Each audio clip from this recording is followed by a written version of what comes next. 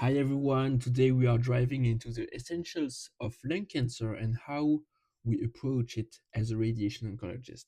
Lung cancer is very common and remains the number one cause of cancer death worldwide.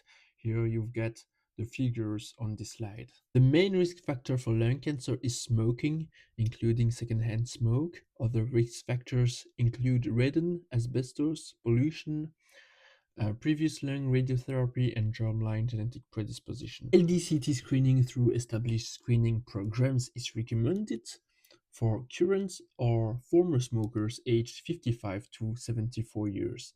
Here you can see the pack-year cutoffs used to select eligible patients. You can see that there is two main types of lung cancer, the non-small cell lung cancer and the small cell lung cancer.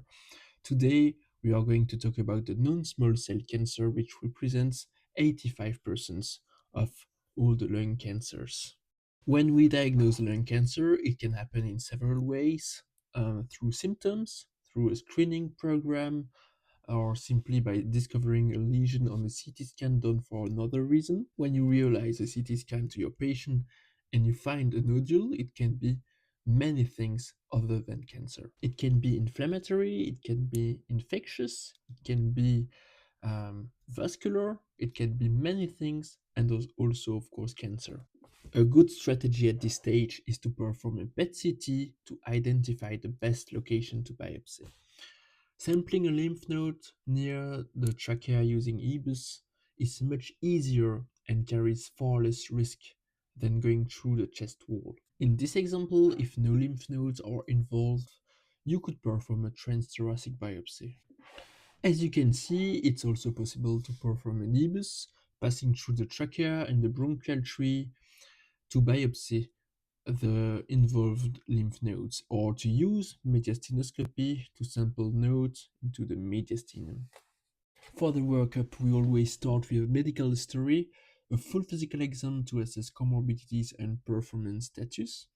Then we do a blood test and a brain MRI because the lung cancer often spreads to the brain. We already talked about the biopsy, and of course, we send it to the pathology so he can look to the main markers and mutations, ALK translocation, EGFR mutations, PDL1. This is very important for the treatment. We have already talked about the PET-CT and the CT with contrast, and these two are very important to define the resectability of the disease. Finally, we evaluate the operability with lung function tests like FEV1 and DLCO, and sometimes cardiopulmonary exercise testing to see whether the patient can safely undergo surgery. What you really need to understand is that operability and resectability completely determine the patient's treatment, whether they will receive surgery or radiation. Resectability is simply the question: is it possible to remove the tumor completely without leaving residual disease? And this question should be answered by the thoracic surgeon, and in some cases it's not that easy to determine. For example, in this table you can see many no agreement areas, which means that even experts are unsure whether these situations are truly resectable or not. Operability simply means, can the patient tolerate the surgery? This depends on the comorbidities like COPD, cardiac disease, smoking history, and the overall physiological reserve. That's why we sometimes perform some tests, such as spirometry, DLCO, or cardiopulmonary exercise testing to make sure the patient can safely undergo a lobectomy. The key message is simple: if the patient is operable and the tumor is resectable, then the treatment is surgery. If the tumor is non-resectable, for example, when there are too many lymph nodes, or the mass is simply too large, or if the patient is non-operable because their pulmonary reserve is too low, then the treatment is radiation therapy. There are two types of radiation therapy. The first one is for the small peripheral lung nodule. You will go for SBRT, and if you have large tumor with involved nodes, you will go for chemoradiation. Here is a diagram for the non-metastatic non-small cell lung cancer. First question, is the patient operable? Yes. Is the tumor resectable? Yes, then you will go for surgery.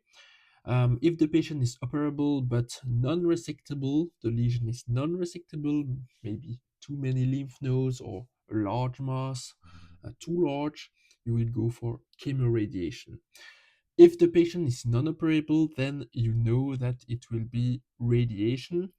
If it's a small lung nodule, you will go for SBRT, and if it's a large mass or ill-involved nodes, you will treat with chemoradiation. So the indication for SBRT are small lung lesions in patients who are inoperable or refuse surgery.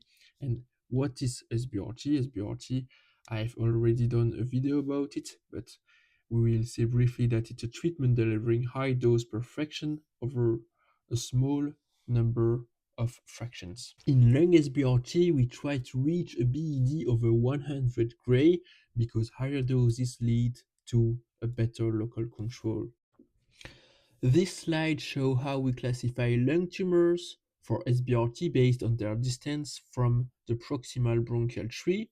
On the left, you can see the anatomical map.